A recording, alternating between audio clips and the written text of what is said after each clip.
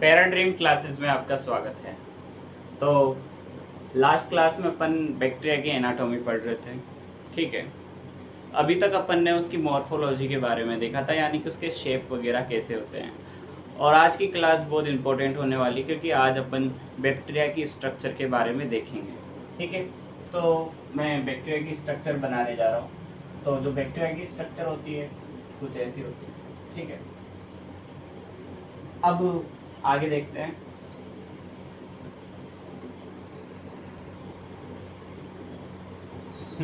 तो देखते हैं अपन बैक्टीरिया की स्ट्रक्चर, ठीक है। तो कुछ ऐसी होती है ना। अब इसमें आप देख सको तो इसमें 3 लेयर होगी। जो अंदर ही अंदर वाली लेयर होगी वो अंदर से ऐसे फोल्ड होगी, ठीक है। अंदर से कैसे होगी? फोल्ड होगी अंदर वाली लेयर, ऐसे मेसोसोम बनाते हैं। इसमें एक फ्लैजिला निकला होता है, 2 भी हो सकते हैं, चारों तरफ भी हो सकते हैं। उसको कंडीशन के बेसिस पे बोलते हैं, फिर वो आ गया अपन देखेंगे, आगे देखेंगे। मतलब ये होता है पीली, ये होता है फ्लैजिला, ठीक है। अब यहाँ पे होता है पीली, क्या? पीली। अब ये होता है आपका मीसोसोम, मीसोसोम। अब यहाँ पे लेयरिंग देखना, जो ये अंदर ही अंदर वाली लेयर दिख रही है, लेयरिंग से पहले आप इसके अंदर देखो, ये डीएनए मिलता है। अब ये जो डीएनए होता है, अगर इसके बाहर कोई लेयर मिलेगी तो उसको बोलेंगे यूकेरियोट, मतलब डीएनए कवर्ड है, ठीक है। तो उसको बोलेंगे यूकेरियोट। पर यहाँ पे डीएनए कवर्ड नहीं है, इसलिए ये प्रोकैरियोट है, ठीक है। अब यहाँ पर ग्रेनुलर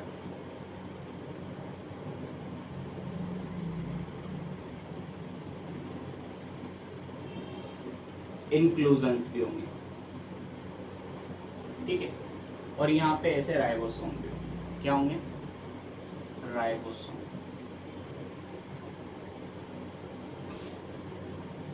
ठीक है। अब जो अंदर ही अंदर वाली लेयर है, ये जो अंदर ही अंदर वाली लेयर दिख रही है आपको, इसको बोलते हैं प्लाज्मा मेम्ब्रेन। क्या बोलते हैं? प्लाज्मा मेम्ब्रेन, ठीक है। इसके बाहर होती है सेल वॉल। क्या होती है? Cell wall. और जो सबसे बाहर वाली लेयर दिख रही है, इसको बोलते हैं कैप्सूल। क्या बोलते हैं? कैप्सूल बोलते हैं, ओके। तो ये स्ट्रक्चर है आपके बैक्टीरिया।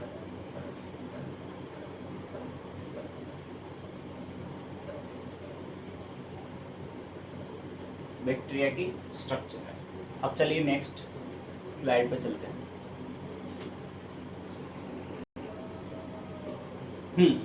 अब अपन आगे देखते हैं। जो अपन ने वो बैक्टीरिया की स्ट्रक्चर देखी थी, उसके जो बाहर वाली लेयरिंग है, उन लेयरिंग्स को अपन देखेंगे। अब देखना, वहां पे आपने कुछ ऐसा देखा था, 3 लेयर देखी थी। 3 लेयर देखी थी आपने। कितनी लेयर देखी थी? 3 लेयर देखी थी। जो बाहर वाली लेयर थी उसको कैप्सूल बोला था आपने, ठीक है। और जो अंदर वाली थी उसको आपने सेल वॉल बोला था। क्या बोला था? सेल, ठीक है। और जो अंदर ही अंदर थी उसको क्या बोला था? Cell membrane. क्या बोला था? सेल मेम्ब्रेन बोला था, ठीक है।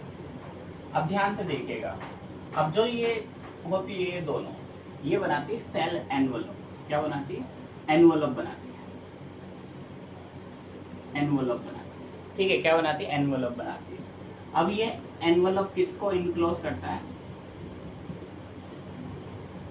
Protoplasm, protoplasm. अब ये प्रोटोप्लाज्म 2 चीजों से मिलकर बना होता है। एक तो साइटोप्लाज्म से बना होता है, और दूसरा न्यूक्लियोप्लाज्म से।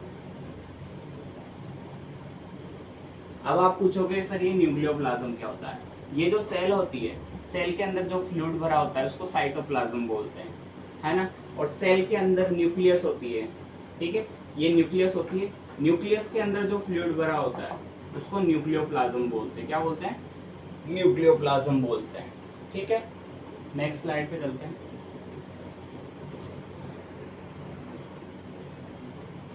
एक चीज मैं बताना भूल गया आपको, जो अंदर वाला पार्ट है इसको क्या बोलेंगे? साइटोप्लाज्म। क्या बोलेंगे? साइटोप्लाज्म। ठीक है, और जो इसके अंदर जो भी होगा, कुछ भी होगा, जैसे माइटोकॉन्ड्रिया, राइबोसोम वगैरह, ठीक है, तो इनको बोलेंगे साइटोप्लाज्मिक इंक्लूजन्स। क्या बोलेंगे? Cytoplasmic inclusions. ठीक है, अब इसमें क्या क्या आएगा? माइटोकॉन्ड्रिया, राइबोसोम, ठीक है, मतलब जो भी होगा, कुछ भी, वो सब कुछ किधर आएगा? इसके अंदर ही आएगा। ठीक है, इसमें साइटोप्लाज्म। तो पहला पार्ट तो आपका ये हो गया सेल एनवलप। ठीक है, दूसरा पार्ट साइटोप्लाज्म हो गया, और तीसरा पार्ट हो गया आपका साइटोप्लाज्मिक इंक्लूजन्स। ठीक है, अब कुछ एडिशनल पार्ट भी होते हैं, जैसे मैं यहाँ लिख देता हूँ एडिशनल। अब एडिशनल पार्ट्स के अंदर जैसे फ्लेजिला आएगा, पीली, ठीक है, ये चीजें आएगी, फ्लेजिला और पीली आएगा। और एक और चीज जो अपन ने एडिशनल चीज देखी थी, वो बाहर आपको दिख ही रहे होंगे, इसको बोलते हैं कैप्सूल। तो कैप्सूल भी इसमें होगा। ठीक है, तो ये है स्ट्रक्चर देख रहे हैं अपन। देखो क्या क्या देखा अपन ने। सबसे पहले बैक्टीरिया की स्ट्रक्चर बनाई थी। ठीक है, उस बैक्टीरिया की स्ट्रक्चर में अपन ने जो जो चीजें देखी थी आपने उस डायग्राम में देख ली होगी।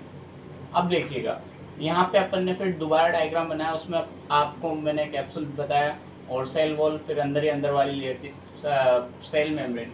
अब इनको मिलाकर अपन बोलते हैं सेल एनवलप। सेल एनवलप किसको इनक्लोज रखता है? प्रोटोप्लाज्म को। प्रोटोप्लाज्म दो चीज़ों से मिलकर बना होता है, साइटोप्लाज्म और न्यूक्लियोप्लाज्म। साइटोप्लाज्म सेल के अंदर जो फ्लूइड भरा होता है साइटोप्लाज्म। न्यूक्लियोप्लाज्म सेल के अंदर न्यूक्लियस होता है, न्यूक्लियस के अंदर जो फ्लूइड भरा होता है उसको न्यूक्लियोप्लाज्म बोलते हैं। इसके बाद अपन ने बताया कि साइटोप्लाज्मिक इंक्लूजन्स, इसके अंदर माइटोकॉन्ड्रिया, राइबोसोम, गोल्जी बॉडी, जो भी सारी चीज़ें हैं वो सारी इसके अंदर आएगी।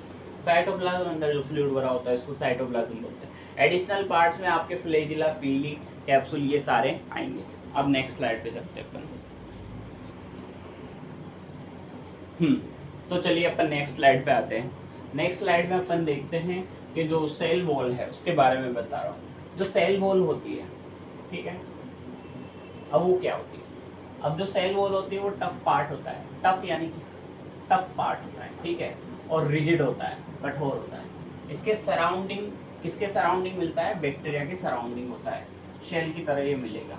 ठीक है, अब जो ये रिजिड पार्ट है ये किससे बना होता है? आपके पेप्टाइडोग्लाइकेन से।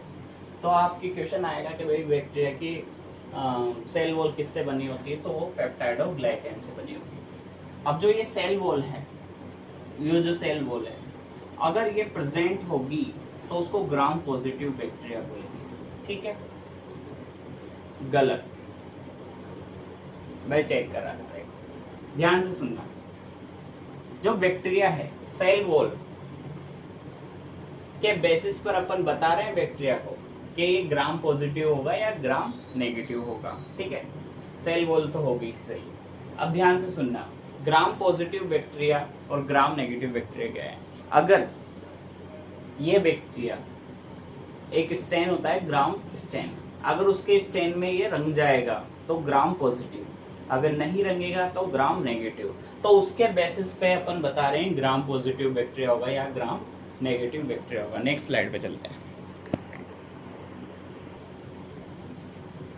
तो चलिए अपन नेक्स्ट स्लाइड पे चलते हैं, जिसमें अपन बात करेंगे ग्राम पॉजिटिव बैक्टीरिया और ग्राम नेगेटिव बैक्टीरिया। तो ये ग्राम पॉजिटिव और ये ग्राम नेगेटिव। ठीक है, तो जो ग्राम पॉजिटिव बैक्टीरिया होता है उसमें पेप्टाइड और ग्लाइकेन लेयर होती है, जो क्या होती है? थिक होती है। कैसे होती है? थिक होती है। ठीक है, कैसी होगी? थिक होगी। ठीक है, 16 से 80 नैनोमीटर, और इधर कैसी होगी, थिन होगी, लगभग 2 नैनोमीटर। ठीक है, अब यहाँ तो होगी सिंगल लेयर, कैसी होगी, सिंगल लेयर। ठीक है, और यहाँ पर होगी आपके मल्टी लेयर, कैसे होगी, मल्टी लेयर होगी। अब यहाँ टिकोइक अम्ल की बात करते हैं। इसके अंदर टिकोइक अम्ल क्या होगा, प्रेजेंट होगा, और इधर टिकोइक अम्ल क्या होगा, एब्सेंट होगा। ग्राम नेगेटिव में टिकोइक एसिड एब्सेंट होगा, जबकि ग्राम पॉजिटिव में प्रेजेंट होगा। पेरीप्लाज्मिक स्पेस आपको दिख रहा होगा कि पेरीप्लाज्मिक स्पेस यहाँ पे दिख रहा है, कुछ भी नहीं है, पर यहाँ पे कितना स्पेस है, तो यहाँ पर कैसा होगा, एब्सेंट होगा, और यहाँ पर कैसा होगा, प्रेजेंट होगा। ठीक है, एक बार वापस बता रहा हूँ मैं, जो ग्राम पॉजिटिव बैक्टीरिया है उसमें जो पेप्टाइडोग्लाइकन लेयर है वो थिक होती है, 16 से 80 नैनोमीटर की होती है, जबकि ग्राम पॉजिटिव बैक्टीरिया उसमें जो ये लेयर होती है पेप्टाइडोग्लाइकन लेयर, ये कैसी होती है, थिन होती है, 2 नैनोमीटर की होती है। टिकोइक एसिड ग्राम पॉजिटिव में तो प्रेजेंट होता है और ग्राम नेगेटिव में एब्सेंट होता है। ठीक है, और पेरीप्लाज्मिक स्पेस यहाँ पे एब्सेंट होगा और यहाँ पे प्रेजेंट होगा। ठीक है, नेक्स्ट स्लाइड पे चलते अपन।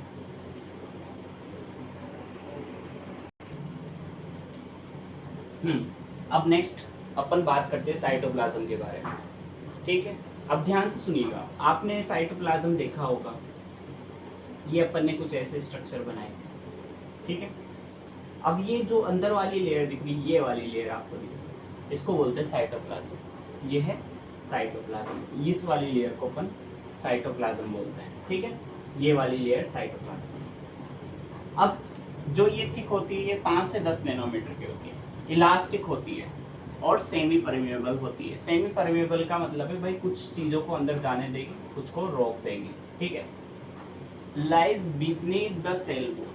अब मेरी बात सुनो, इसके आगे कौन है, सेल वॉल, तो इसके पहले बीनीथ यानी इसके पहले, सेल वॉल के पहले कौन है, आपके साइटोप्लाज्म। ठीक है, तो beneath the cell wall, cell wall के पहले। अब ध्यान से सुनना, अब यहाँ पे जो साइटोप्लाज्म है, साइटोप्लाज्म को सेपरेट करेगी ये। देखो अंदर क्या भरा है, साइटोप्लाज्म भरा है। साइटोप्लाज्म और सेल वॉल को सेपरेट कर रही है कौन, साइटोप्लाज्मिक मेम्ब्रेन। ठीक है, कौन सेपरेट कर रही, साइटोप्लाज्मिक मेम्ब्रेन। एक बार और देखते हैं अपन, थिक होती है, इलास्टिक सेमी परमेबल मेम्ब्रेन होती है ना, बीनीथ द सेल वॉल यानी कि सेल वॉल के पीछे होगी। ठीक है, सेपरेट करेगी किसको, साइटोप्लाज्म से सेपरेट करेगी। ओके, नेक्स्ट स्लाइड पे चलते हैं।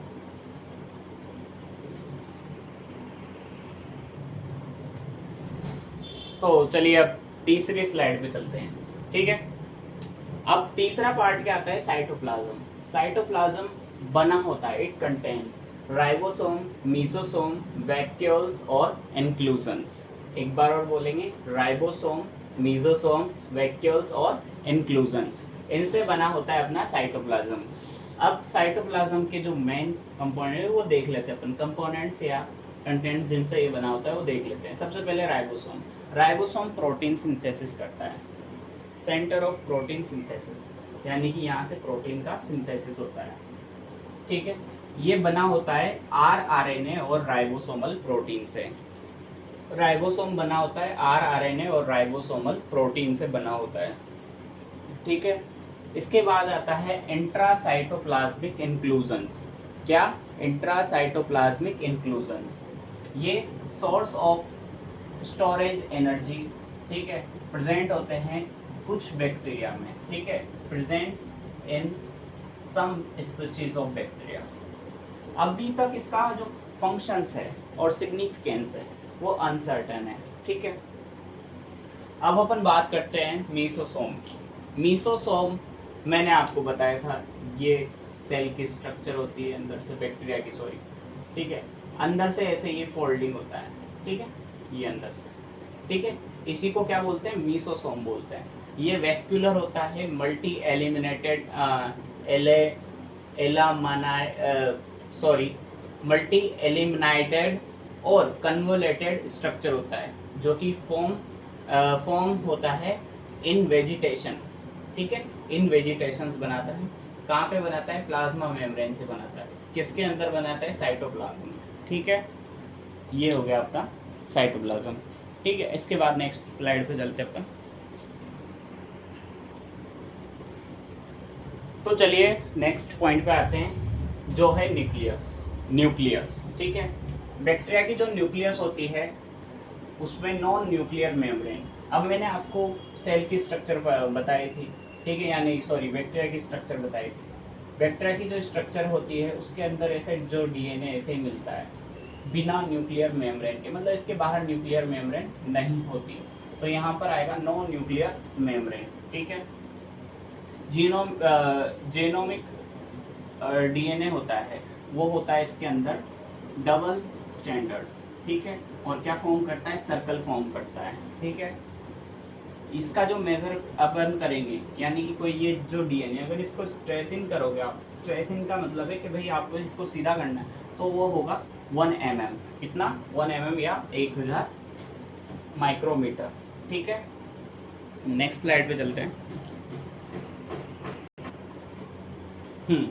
तो चलिए नेक्स्ट स्लाइड पे आते हैं अपन, जो है बैक्टीरियल कैप्सूल और स्लाइम लेयर, ठीक है। तो ये अपन ने बैक्टीरिया की स्ट्रक्चर देखी थी। उसमें सबसे बाहर वाली लेयर को अपन ने सबसे बाहर वाली लेयर क्या थी अपने? कैप्सूल थी, यानी कैप्सूल और स्लाइम लेयर थी। सबसे अंदर वाली लेयर को अपन ने सेल मेम्ब्रेन बोला, ठीक है। और उसके बाहर थी अपने सेल वॉल।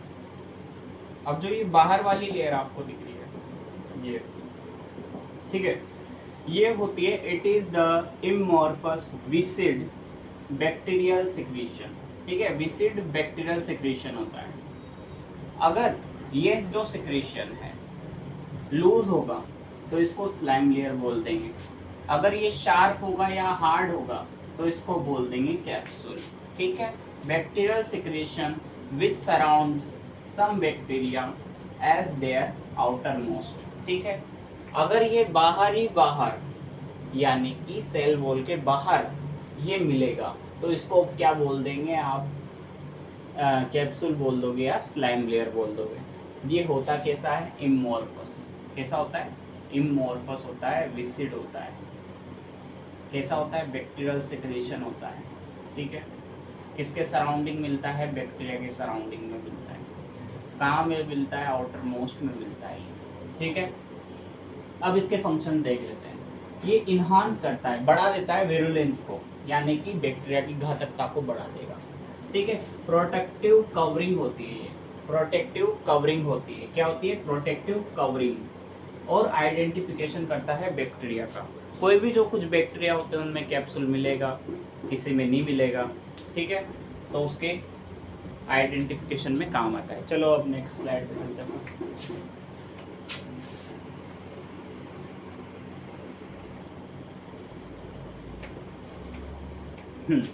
तो देखिए नेक्स्ट टॉपिक है अपने फ्लैजिला। नंबर देख लेते हैं अपन, ये कौन से नंबर पे था? अपने 6 नंबर पे, ठीक है। किस नंबर पे था? 6, ठीक है। अब जो फ्लैजिला होता है ये साइटोप्लाज्मिक अपेंडेजेस होते हैं। अपेंडेजेस का मतलब है कि बाहर ऐसे निकले हुए, ठीक है, अपेंडेजेस। अब इसके जो स्ट्रक्चर होती है वो थ्रेड लाइक होती है, ऐसे धागे की तरफ, थ्रेड लाइक। ये किसके बने होते हैं? आपके फ्लैजिलिन प्रोटीन से। किससे बने होंगे? फ्लैजिलिन प्रोटीन से, ठीक है, फ्लैजिलिन प्रोटीन से। अगर अपन इसकी लेंथ की बात करें तो वो होगी इसकी 5 से 10 माइक्रोमीटर, ठीक है। अब इसको ऐसे काटेंगे तो ये सामने से कुछ ऐसा दिखेगा, और ये इसका फिर होगा क्या? अंदर से ये डायमीटर क्या होगा? डायामीटर। जो डायमीटर कैसा होगा इसका? 0.1 से 0.02 माइक्रोमीटर, ठीक है। अब यहाँ पे जो ये ऑर्गन होता है ना, ये ऑर्गन, ये दिख रहा है, यानी कि ये फ्लैजिला दिख रहा है, ये लोकोमोशन में काम आता है। किसमें काम आता है? लोकोमोशन में, ठीक है। तो ऑर्गन ऑफ लोकोमोशन, ठीक है। नेक्स्ट स्लाइड पे चलते हैं।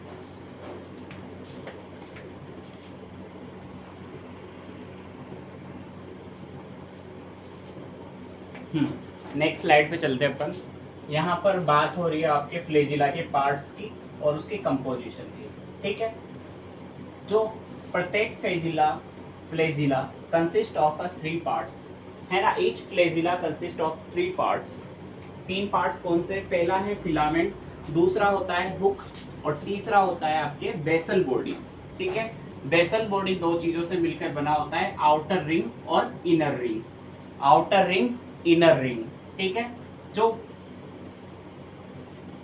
आउटर रिंग और इनर रिंग है ना। अब यहाँ पर ये किससे अटैच होता है? ये दोनों बेसल बॉडी से बने होते हैं। ठीक है, अब जो बेसल बॉडी किससे अटैच होगी? आपके साइटोप्लाज्मिक मेम्ब्रेन से। किससे? साइटोप्लाज्मिक मेम्ब्रेन से। अब ध्यान से सुनना, जो आउटर रिंग है ये किस में नहीं मिलेगी? आपके ग्राम पॉजिटिव बैक्टीरिया में। अगर क्वेश्चन आ जाए ग्राम पॉजिटिव के अंदर आउटर रिंग होगी या नहीं, तो नहीं। ठीक है, और कौन सा बैक्टीरिया होगा? वो ग्राम पॉजिटिव बैक्टीरिया। एक बार और देख लो, 3 पार्ट होते हैं फ्लैजिला के, फिलामेंट, हुक और बेसल बॉडी। ठीक है, 2 रिंग होती है, आउटर रिंग और इनर रिंग। ठीक है, इससे बना होता है आपका बेसल बॉडी। ये किससे अटैच होगा? साइटोप्लाज्मिक मेम्ब्रेन से। ठीक है, नेक्स्ट स्लाइड पे चलते हैं अपन।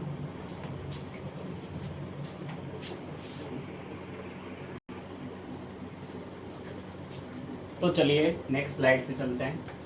Arrangement of flagella. अब मतलब फ्लैजिला का अरेंजमेंट कैसा है? अब ध्यान से सुनना, सिंगल पोलर फ्लैजिलम। अगर एक ही फ्लैजिला निकल रहा है एक साइड से, ठीक है, एट द वन एंड, ठीक है, तो उसको बोलेंगे अपन मोनोट्राइकस। क्या बोलेंगे? मोनोट्राइकस। इसका एग्जाम्पल है विब्रियो कोलेरी। अगला है एम्फीट्राइकस। एम्फी का मतलब है दोनों साइड, एक एक फ्लैजिला निकलेगा। Single flagellum at the both and. ठीक है, एलिगेंस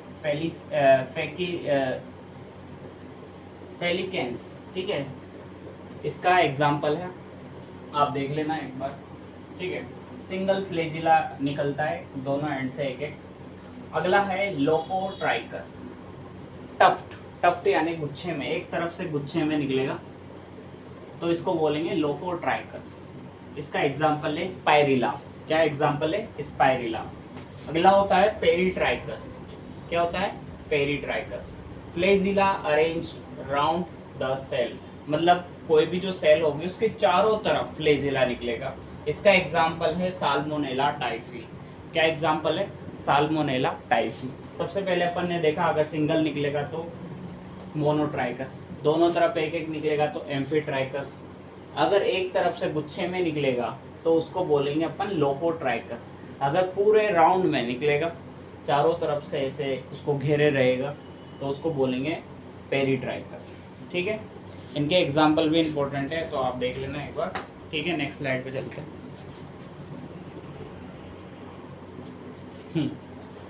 तो ये अपनी लास्ट स्लाइड है, तो देखेंगे फिमरी। फिमरी क्या होता है? हेयर लाइक अपेंडेजेस होते हैं, जो कि जिनका प्रोजेक्शन होता है फ्रॉम द सेल सरफेस, यानी कि ये सेल की सरफेस है, यहाँ से ऐसे प्रोजेक्शन की तरह ये निकले रहते हैं। ठीक है, ऐसे नहीं, मतलब स्ट्रेट होते हैं फिलामेंट की तरह ऐसे। ठीक है, स्ट्रेट है ना, स्ट्रेट फिलामेंटस। ठीक है, फिलामेंट की तरह होते हैं। लेंथ होती है इनकी 0.1 से 1 माइक्रोमीटर। थिक होते हैं 10 माइक्रोमीटर। शॉर्टर होते हैं, थिनर होते हैं, किससे? फ्लैजिला से। शॉर्टर यानी कि छोटे, थिनर यानी कि पतले, किसके तुलना में? फ्लैजिला की तुलना में। ठीक है, फंक्शंस इनके होते हैं एडिसेंस। एडिसेंस का मतलब होता है भाई किसी सरफेस से जाके चिपक जाते हैं। ठीक है, चिपक जाते हैं, उसकी वजह से वेरुलेंस। वेरुलेंस यानी कि घातकता होती है। अब मेरी बात सुनना, ट्रांसफर ऑफ जेनेटिक मटेरियल, जो जेनेटिक मटेरियल होता है उसका भी ट्रांसफर ये करते हैं। कौन करते हैं? फिमरी। ठीक है, तो आज की क्लास में इतना ही। धन्यवाद। चैनल पे नए आए हो तो सब्सक्राइब कीजिए। Thank you.